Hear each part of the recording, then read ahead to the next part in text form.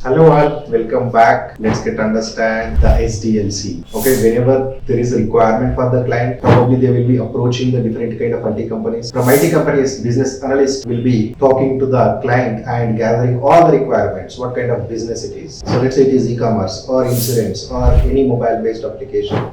You will try to gather all the information from the customer by the IT company business analyst. You will gather the requirements and keep it in one side, the documentation, whatever the requirements from the client based on the business needs. Later, it will be going into the design phase, architecture people, different kind of pages, the configuration, all can be discussed by the design phase, right? Later on, it will be moved to the coding phase. So in the coding phase, technology is decided for the designing phase. Development activities can be started in the development phase.